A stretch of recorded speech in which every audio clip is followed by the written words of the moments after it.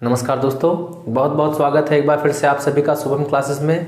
दोस्तों हम लोग 2020 का केमिस्ट्री का जो पेपर आया था उसको सॉल्व कर रहे थे। तो 6 सेट हम लोगों ने सॉल्व कर लिया था। देखिए क्या होता है दोस्तों, जैसे जैसे आप लोग मॉडल सेट या जो है आपका प्रीवियस ईयर पेपर सॉल्व करते जाते हैं वैसे वैसे आपका कॉन्फिडेंस का लेवल बढ़ता जाता है। क्योंकि आप लोगों ने पिछले 6 जो आपने सॉल्व किए हैं पूरा सेट, उसमें आप लोगों ने देखा होगा कि मैक्सिमम क्वेश्चन रिपीटेड मतलब एक रेगुलर पैटर्न पर रिपीट हो रहे हैं। ठीक है, तो इस तरीके से मैं ये कह सकता हूँ दावे के साथ, अगर आप लोग पिछले 5 साल का कंप्लीट पेपर जो है एक बार से रिवाइज करते रहते हैं, मतलब जो है एक बार सॉल्व कर लेंगे और वो भी लिख करके पूरा पेपर 3 घंटे में, तो मैं दावे के साथ कहता हूं कि आपको 90% मार्क लाने से कोई रोक नहीं सकता है। क्योंकि मैक्सिमम चीज़ें जो हमारी थोड़ी बहुत छोटी चीज़ें रहती हैं, जो नहीं आ रहा है या मान लीजिए पढ़ते समय छूट गया हो किसी गलती कारणवश, तो वो चीज़ें यहाँ पर रिमाइंड हो जाती हैं। एक दूसरी चीज़ जो सबसे ज़्यादा इम्पॉर्टेंट पार्ट है वो हमें यहाँ से मिलता जाता है, हमें समझ में आ जा रहा है कि किस प्रकार से आपका जो है पेपर पूछने का पैटर्न है और कौन कौन से क्वेश्चन किस किस चैप्टर से मैक्सिमम क्वेश्चन आ रहे हैं। तो ये सारी चीज़ें हमें पता चल जाती हैं। चलिए दोस्तों, ज़्यादा समय ना लेते हुए हम लोग स्टार्ट करते हैं आज का वीडियो, जिसमें हम लोग सेट नंबर 7 यानी कि आखिरी सेट जो है उसको सॉल्व करेंगे। दोस्तों यूट्यूब पे अभी तक आप लोगों ने कहीं ये नहीं देखा होगा कि 2020 के 7 सेट आपके कंप्लीट करा दिए गए हों। ठीक है, और ये शुभम चैनल क्लासेस पर आपको पहली बार ये मिल रहा है कि आपको 7 सेट जो है एक साथ कंप्लीट कराए जा रहे हैं और बिना किसी रोक टोक के। ऐसा नहीं है कि जो है कुछ नहीं कराया गया है। हाँ, 1-2 क्वेश्चन जरूर है आपका जो उपसंयोजी यौगिक से आ रहा है और एक जो है पॉलीमर से बायोमॉलिक्यूल से आ रहा है। 2 क्वेश्चन जो है आपके नहीं कराए जा रहे हैं। कारण यह है कि अभी ये जो चैप्टर समाप्त नहीं हुआ है, तो जल्दी ही मैं उनको भी समाप्त कर दूंगा और इसके साथ ही साथ जो आपका पूरा केमिस्ट्री समाप्त हो जाएगा। फिर हम लोग चैप्टर नंबर 1 से रिवीजन करना स्टार्ट करेंगे। चलिए दोस्तों, आप लोग एक बार जो है जो क्वेश्चन नंबर 1 मल्टीपल चॉइस वाला आता है 6 नंबर का, 6 क्वेश्चन 1 नंबर का, तो ये जो है लिखा गया बोर्ड पर, एक बार इसका आप लोग स्क्रीनशॉट ले लीजिए। ठीक है भैया, तो उम्मीद करते हैं आप सभी लोगों ने इसका स्क्रीनशॉट ले लिया होगा। ठीक है, चलिए हम लोग देखते हैं। अब हमें पढ़ना है कि कौन कौन से हैं जो है इसमें जिसका विकल्प हम लोग देखेंगे कौन कौन सही है। देखिए पहला है प्रथम कोटि की अभिक्रिया के वेग स्थिरांक की इकाई।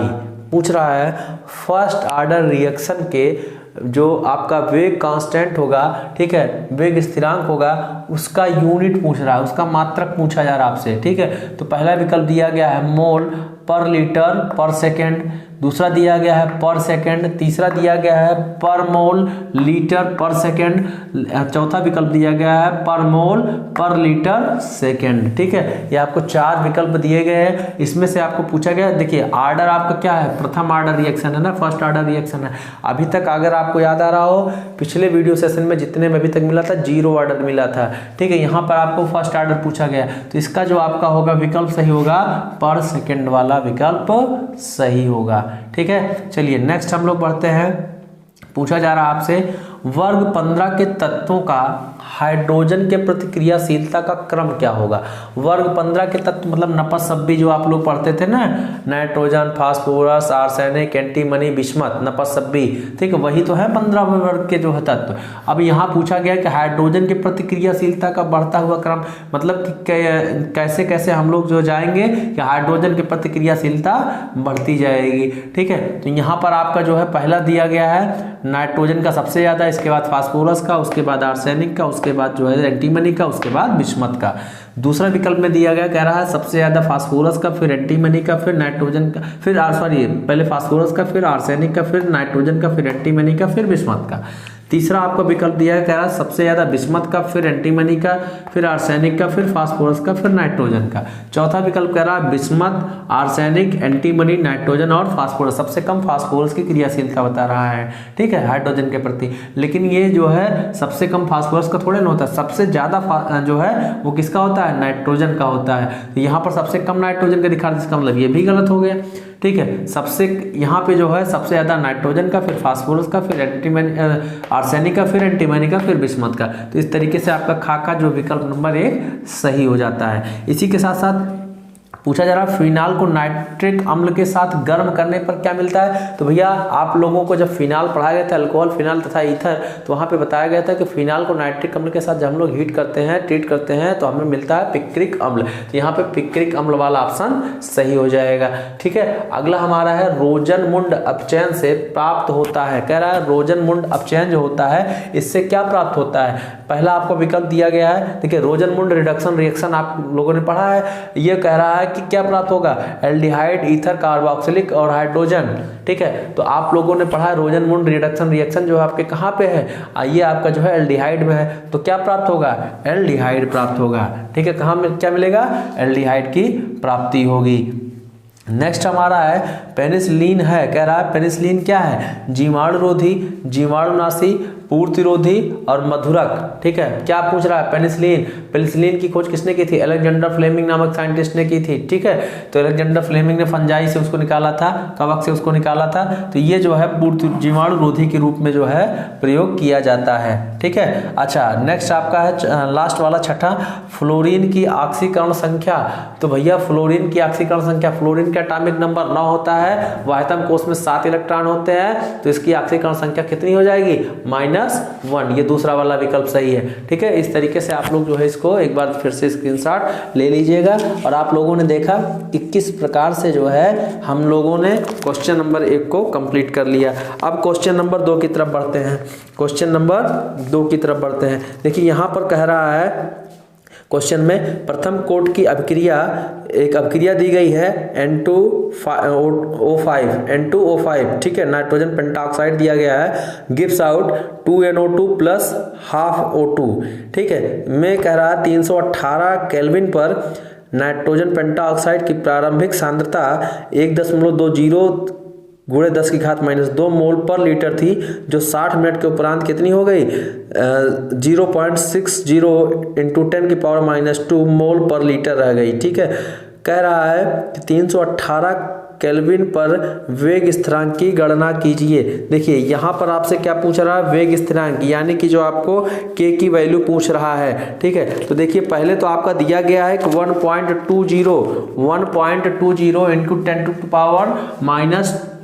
10⁻12 लिखा गया है, 1.20 × 10⁻² लिखा गया है। ठीक, और कह रहा है ये प्रारंभिक सांद्रता थी, बाद की सांद्रता कह रहा 0.60 × 10⁻² हो जा रही है सांद्रता। तो कह रहा 60 मिनट पहले इतनी थी और 60 मिनट बाद इतनी हो गई। इसका मतलब ये इसका जो है ये कितना, आधा ही तो है भैया, ये क्या है 1/2 है इसका, तो इसका मतलब ये आधा हो गया। तो जो 60 मिनट है वो क्या हो गया आपका अर्धायुकाल, ये आपका जो 60 मिनट हो गया क्या हो गया, T½ हो गया, T1/2 ये हो गया, मतलब T½ ये अर्धायुकाल हो गया। ठीक है, अब कह रहा है तो यहाँ पे जो है आप लोग वैल्यू रख लीजिएगा k = 0.693 अपान में जो है आप रख लीजिएगा T½ की वैल्यू आप लोग कितना निकाल के लाए हैं, यहाँ से 60 मिनट निकाल करके ले आए हैं। ठीक है, तो इसको जो आप लोग रख लीजिएगा। ठीक है, तो रख करके जब आप लोग सॉल्व करेंगे उसके बाद एक और जो है जो आपको वैल्यू आएगी उतने मिनट की आ जाएगी। ठीक है, उतना मिनट आ जाएगा। इसके बाद एक और आपको जो है लगाना है फार्मूला k = 2.303। क्या लगाना है, k = 2.303 बाई में t। ठीक है, log a बाई में a - x का बेस 10। ठीक है, ये जो आपका एक फार्मूला है और इसी फार्मूले पे रख करके आप लोग इसकी वैल्यू को निकाल सकते हैं। ठीक है, तो क्वेश्चन नंबर 2 का इस तरीके से हो जाएगा। क्वेश्चन नंबर 2 का विषमांगी उत्प्रेरण का अधिशोषण सिद्धांत समझाइए। ये आप कर लेंगे। देखिए नेक्स्ट है आपका अम्ल उत्प्रेरित जलयोजन द्वारा एल्कोहल के विरेचन की क्रियाविधि समझाइए। एल्कोहल के विरेचन की क्रियाविधि कह रहा अम्ल उत्प्रेरित जलयोजन द्वारा। ठीक है, तो ये भी आप लोग बहुत आसानी के साथ कर सकते हैं। जब मैंने आपको एल्कोहल का विरेचन बताया था तो वहाँ ये सारी चीजें डिस्कस की थी। अगर आपको याद आ रहा है एल्कीनो के जलयोजन से, अम्लीय जलयोजन से जो है हमने बताया था कि एल्कीनो के अम्लीय जलयोजन से हम लोग किसका निर्माण कर सकते हैं, एल्कोहल का। ठीक है, HOH ये क्या है, जल ही तो है। ठीक है, अम्ल की उपस्थिति में ये क्रिया होगी, अम्ल की उपस्थिति में ये क्रिया होगी। ठीक है, अब यहाँ पर क्या होगा, यहाँ से ये बॉन्ड ब्रेक करेगा, ये बॉन्ड क्या करेगा, ब्रेक करेगा। जैसे ही बॉन्ड ब्रेक करेगा वैसे ही यहाँ पर क्या होगा, H+ जा करके यहाँ अटैच हो जाएगा और OH- जा करके यहाँ अटैच हो जाएगा। तो इस तरीके से हम लोग देखेंगे कि यहाँ से जो है आपका ये कार्बन, इससे आपका हाइड्रोजन जुड़ गया, दूसरा कार्बन यहाँ आके जो है आपका OH समूह जुड़ गया। तो आप लोग देख रहे हैं कि अल्कोहल का निर्माण हो गया कि नहीं।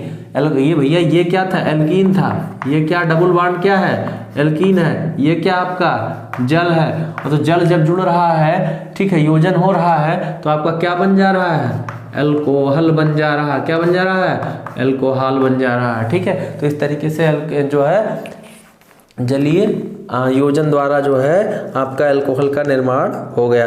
नेक्स्ट है स्टीफन अभिक्रिया द्वारा एल्डिहाइड बनाने की विधि। ठीक है, देखिए इसमें क्या है, HCl की उपस्थिति में जो RCN यानी कि नाइट्राइल रहता है, स्टेनस क्लोराइड के साथ संगत इमीन देता है। ठीक है, और बाद में जो जल अपघटन के थ्रू क्या दे देता है, एल्डिहाइड दे देता है।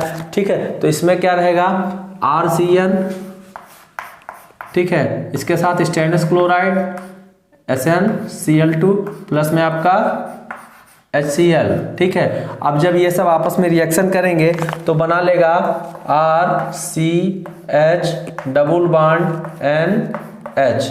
ठीक है, क्या बना लेगा, RCH डबल बॉन्ड NH। ठीक है, अब इसकी क्रिया जब हम लोग NH, इसकी क्रिया जब हम लोग इसका जब जल अपघटन कराएंगे, मतलब H3O पॉजिटिव हाइड्रोनियम आयन के साथ H+ और H2O, इसको मिला करके हमने H3O लिख दिया। ठीक है, तो जब इसके साथ फिर से रिएक्शन कराएंगे तो आपका बन जाएगा RCHO। क्या बन जाएगा, RCHO। इसी को अपचयित हो जाता है RCHO में, एल्डिहाइड में। ठीक है, क्या देखिए, जब आपने स्टेनस क्लोराइड के साथ जो है नाइट्राइल की क्रिया HCl की उपस्थिति में कराते हैं तो ये अपचयित हो जाता है, और इसके बाद फिर इसका जब हम लोग जल अपघटन कराते हैं, या इसको हम लोग H2O भी लिख सकते हैं। H2 यहाँ लिख दीजिए, यहाँ पर H+ लिख दीजिए। ठीक है, इस तरीके से कराएंगे तो ये फिर से किस में बदल जाएगा, कन्वर्ट हो जाएगा आपका एल्डिहाइड में। ठीक है, इसी को हम लोग क्या बोलते हैं, इसी को हम लोग बोलते हैं स्टीफन अभिक्रिया। क्या बोलते हैं, स्टीफन अभिक्रिया। तो एल्डिहाइड के निर्माण में जो है इसका प्रयोग किया जाता है।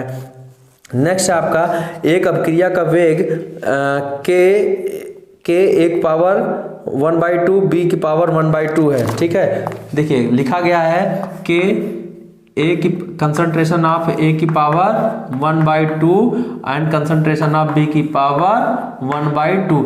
अब पूछा गया है इस अभिक्रिया की कोट बताइए। तो भैया ये अभिक्रिया जो है सेकेंड ऑर्डर रिएक्शन है। क्या है, द्वितीय सेकेंड ऑर्डर रिएक्शन या द्वितीय कोट की अभिक्रिया है। क्या है, द्वितीय कोट की अभिक्रिया है। बात समझ में आई। ठीक है भैया, ये आपका तीसरे कक्षा हो गया। फिर तीसरे कक्षा है वैद्युत अपवहन, ये आप में है नहीं अब की बार सिलेबस में। इसके बाद अगला है एल्कोहलों के निर्जलन द्वारा ईथर के विरचन का एक उदाहरण। देखिए एल्कोहलों कह रहा है कि एल्कोहलों के निर्जलन द्वारा, मतलब आपका जो एल्कोहल होगा उसका आप निर्जलन कराइए, उससे जल को बाहर कराइए। निर्जलन का मतलब जल को बाहर कराना। उसके जल के बाहर कराने से क्या होगा, आपके ईथर का निर्माण होगा। देखिए ROH, इसको क्या बोलते हैं आप लोग, एल्कोहल बोलते हैं। ठीक है, 2 ले लीजिए यहाँ पर HOR'। ठीक है, दूसरा एल्कोहल हो गया। अब आप देखेंगे कि इसका OH और इसका H आपस में क्या करेगा, क्रिया कर लेगा, और यहाँ से क्या कर लेगा, जल जो है बाहर निकल जाएगा H2O के रूप में। भाई HOH, ठीक है, इसका मतलब HOH, तो HOH क्या हो गया, जल हो गया, निकल जाएगा, तो बचेगा क्या, ROR'। इसी को आप लोग क्या बोलते हैं, ईथर। तो हम देख रहे हैं कि किस प्रकार से एल्कोहल के निर्जलीकरण से आपका किसका निर्माण हो गया, ईथर का निर्माण हो गया। ईथर का जो जनरल फार्मूला होता है तो जनरल उसका जो फंक्शनल ग्रुप होता है वो ROR' होता है। ठीक है, तो इस तरीके से आप लोग देख रहे हैं किस प्रकार से जो है एल्कोहल से निर्जलीकरण से जो है ईथर का निर्माण हो गया। ठीक है, नेक्स्ट है तीसरे का घ, टालन अभिकर्मक क्या है। टालन परीक्षण का एक उदाहरण, तो टालन निर्कर्मक हमने आप लोगों को बता रखा है एल्डिहाइड कीटोन तथा कार्बोक्सिलिक एसिड में कई बार बताया है, वहां पे बार बार आपको रजत दर्पण वाला बता रहे थे, ठीक है, तो वो सब आप लोग देख लीजिएगा जा करके। एल्डिहाइड कीटोन और कार्बोक्सिलिक एसिड अगर नहीं समझ में आया होगा उस चैप्टर में आपको टालन निर्कर्मक बताया गया है, ठीक है। नेक्स्ट है आद्य घनीय एक कोष्ठिका में कणों की संख्या कैसे ज्ञात करते हैं, चित्र की सहायता से समझाइए। देखिए भैया इसमें क्या है, ये सॉलिड स्टेट का क्वेश्चन है, ठीक है। तो आपको जब सॉलिड स्टेट बताया गया था तो वहां बताया गया था, हालांकि ये जो अब की बार आपके सिलेबस से हटा दिया गया है, ठीक है। 4 कक्षा है संक्रमण धातुओं के सामान्य इलेक्ट्रॉनिक विन्यास को लिखिए, ठीक है। संक्रमण धातुओं का सामान्य इलेक्ट्रॉनिक विन्यास मैंने आपको बता रखा है, डी ब्लॉक के एलिमेंट्स का जो है जनरल इलेक्ट्रॉनिक कॉन्फ़िगरेशन वही तो है आपका जो है सामान्य इलेक्ट्रॉनिक विन्यास, ठीक है। तो वो सब आप लोग लिख लीजिएगा, देख लीजिएगा, ठीक है। योगात्मक बहुलकन को परिभाषित कीजिए। टेफ्लॉन पॉलीमर, देखिए पॉलीमर आपका हटा दिया गया इसलिए इस पे हमें डिस्कशन नहीं करना है। साबुन पर टिप्पणी लिखने के लिए बोल रहा है, तो साबुन क्या होते हैं, उच्च अणुभार वाले कार्बनिक वसीय अम्लों के चाहे जो है पोटेशियम अथवा जो है सोडियम लवण होते हैं। क्या होते हैं, उच्च अणुभार वाले, उच्च अणुभार वाले, उच्च अणुभार वाले, उच्च अणुभार वाले कार्बनिक वसीय अम्लों के सोडियम व पोटेशियम लवण होते हैं। क्या होते हैं, सोडियम व पोटेशियम लवण होते हैं, ठीक है भैया। तो उम्मीद करते हैं ये चीज़ें आप लोगों को समझ में आई होंगी, ठीक है। तो ये सब चीज़ें आप लोग जो है देख लीजिएगा, कर लीजिएगा, कोई दिक्कत नहीं है। अच्छा नेक्स्ट है क्वेश्चन नंबर 5 का एल्यूमिनियम तथा कॉपर के एक एक अयस्क के नाम और सूत्र लिखे। देखिए ये सब जो है आपका जो है तत्वों के निष्कर्षण से आ जाएगा, तो जो चैप्टर आपका हटा दिया गया है। फिर इसके बाद क्वेश्चन नंबर 5 का जो है वह कोऑर्डिनेट कंपाउंड का है, तो कोऑर्डिनेट कंपाउंड वाला जो है हम आपको आगे बताएंगे, अभी चैप्टर नहीं पढ़ाया गया है, तो जब पढ़ाया जाएगा तो उसके बारे में आपको डिटेल वहां पर बताया जाएगा। नेक्स्ट आपका 5 का है क्लोरोबेंजीन के हैलोजनन नाइट्रीकरण सल्फोनेशन तथा फ्रीडल क्राफ्ट अभिक्रिया का रासायनिक समीकरण लिखिए। हाँ ये जरूर आपको हम बता देते हैं किस प्रकार से क्लोरोबेंजीन जो है क्रिया करता है, ठीक है। तो आइए देख लेते हैं क्लोरोबेंजीन का जो है सल्फोनेशन, नाइट्रेशन, इसके अलावा जो है हैलोजिनेशन और फ्रीडल क्राफ्ट एसाइलेशन तथा एल्काइलेशन, ठीक है, बहुत ही इंपॉर्टेंट है। ये भी हमने आपको बता रखा है, ऐसा नहीं कि ये नहीं बता रखा है। रिएक्शन इस वजह से मैं आपको बता दे रहा हूँ थोड़ा थोड़ा कि जो है जो इंपॉर्टेंट है आप लोग उसको जो है रिवाइज करते रहिएगा, याद रहेगा। देखिए हैलोजनन में क्या होता है, ये आपका क्लोरोबेंजीन हो गया। क्लोरोबेंजीन क्लोरीन से क्रिया कर लेता है और इसमें देखिए 2 टाइप का उत्पाद देता है। FeCl3 की उपस्थिति में क्रिया करता है, किसकी, निर्जल FeCl3 की उपस्थिति में, निर्जल FeCl3 की उपस्थिति में क्रिया करेगा। देखिए यहाँ पर जो है एक तो आर्थो उत्पाद मिलता है, दूसरा पैरा उत्पाद मिलता है। जो आर्थो वाला उत्पाद मिलता है वह कम स्टेबल होता है, ठीक है, जो पैरा वाला उत्पाद होता है वह ज्यादा स्टेबल होता है, ठीक है। तो यहाँ पर 1,2 डाई क्लोरोबेंजीन, ठीक है। ये जो देखिए आर्थो वाला उत्पाद है तो कम स्थायी होगा, ठीक है, या कम मात्रा में मिलेगा। और दूसरा जो आपका ये मिलेगा, ये आपको जो मिलेगा ये क्लोरो, यहाँ पर क्लोरो, इसका भी सेम नाम रहेगा 1 और यहाँ पे 2 3 4 14 डाइक्लोरोबेंजीन, ठीक है। इसको हम लोग जो बोलेंगे 1,4 डाइक्लोरोबेंजीन, यह मुख्य उत्पाद होगा। यह क्या होगा, इस अभिक्रिया का मुख्य उत्पाद होगा, ज्यादा मात्रा में प्राप्त होगा। तो ये हो गया आपका जो है हैलोजनेशन, किसका, क्लोरोबेंजीन का। अब क्लोरोबेंजीन का क्या कराना है, अब क्लोरोबेंजीन का नाइट्रेशन कराना है। क्या कराना है, नाइट्रेशन कराना। तो HNO3 के साथ क्रिया करा दीजिए, ठीक है, कंसंट्रेट H2SO4 की उपस्थिति में, कंसंट्रेट H2SO4 की उपस्थिति में HNO3 के साथ जब क्रिया कराएंगे तो फिर वही आर्थो और जो है पैरा वाला प्रोडक्ट प्राप्त होगा। एक पे आप लोग जो है यहाँ पर पैरा पे जो है दे दीजिएगा नाइट्रो, ठीक है, और एक में जो आप लोग दे दीजिएगा यहाँ पर आप लोग दे दीजिएगा आर्थो पोजीशन पर नाइट्रो समूह जोड़ दीजिएगा, ठीक है। तो ये जो है कम मिलेगा और ये अधिक मात्रा में मिलेगा, ठीक है, मेन प्रोडक्ट चूंकि होता है, ठीक है। तो इसको हम लोग बोलते हैं 1 क्लोरो 4 नाइट्रो बेंजीन, ठीक है। क्या बोलते हैं? 1 क्लोरो 4 नाइट्रो बेंजीन, या जो है 4 नाइट्रो क्लोरो बेंजीन बोला जाता है, ठीक है। अच्छा, नेक्स्ट आपका सल्फोनेशन। सल्फोनेशन में क्या होता है भैया? ये आपका जो है क्लोरो बेंजीन हो गया। अब क्लोरो बेंजीन की क्रिया H2SO4 के साथ करा दी जाती है। H2SO4 के साथ जब कराई जाती है तो बेंजीन सल्फोनिक अम्ल प्राप्त होता है, ठीक है। यहाँ पर क्लोरीन, यहाँ पर जो है SO3H। इसी प्रकार से जो है आपका पैर आर्थो वाला भी मिल जाएगा, यहाँ पर SO3H, ये आपका क्लोरीन। तो इसको हम लोग बोलते हैं 4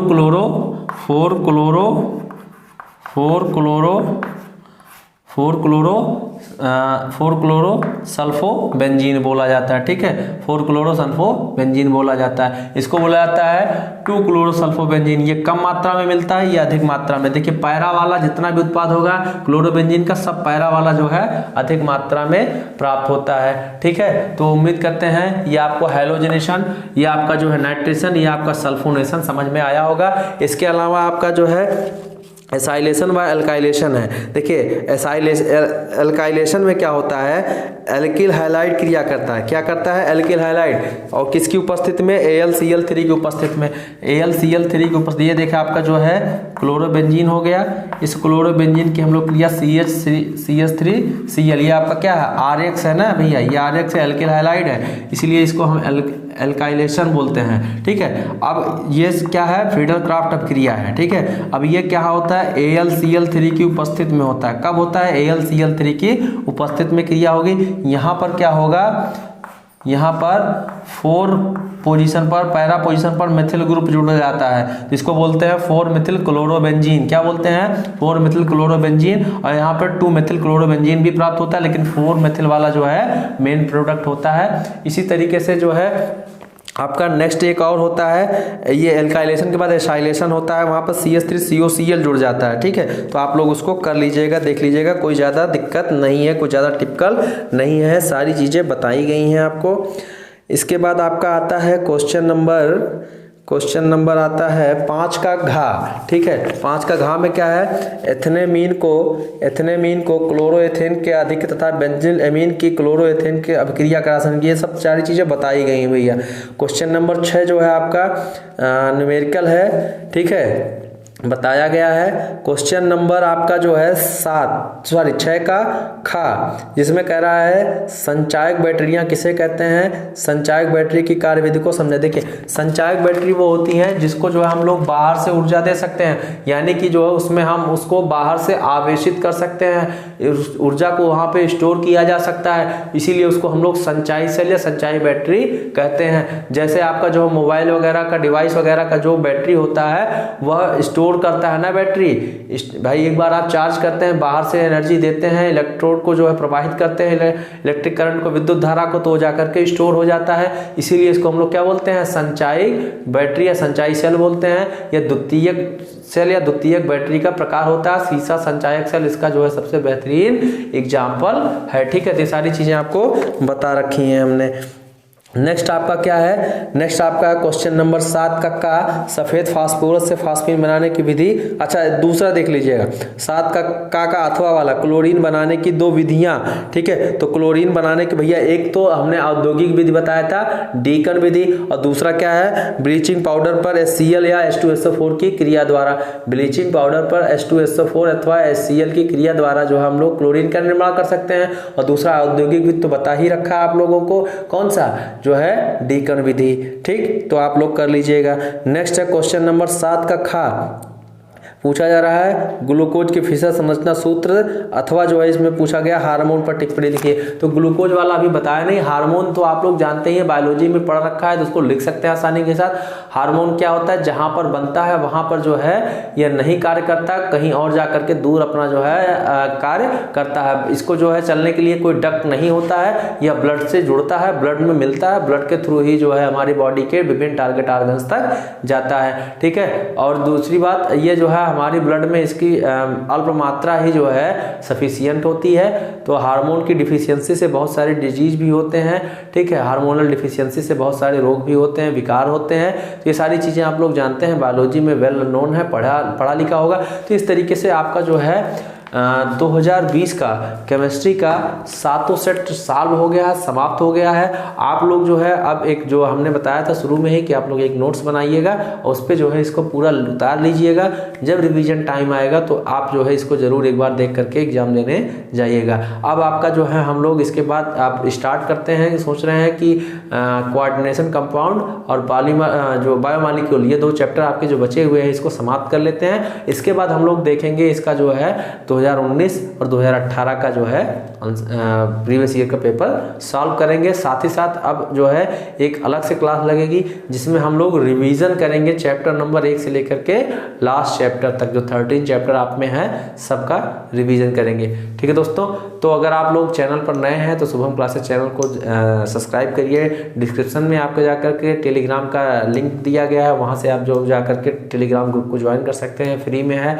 और आप लोग गूगल प्ले स्टोर से जाकर के शुभम क्लासेस ऐप को डाउनलोड कर सकते हैं। मोर देन 50,000, लगभग लाख के आसपास होने वाला है। ठीक है, तो डाउनलोड की संख्या लगभग 1 लाख के आसपास होने वाली है, तो आप जाकर के वहाँ भी डाउनलोड कर सकते हैं। मोस्ट ट्रेंडिंग ऐप है। ठीक है दोस्तों, बहुत बहुत धन्यवाद।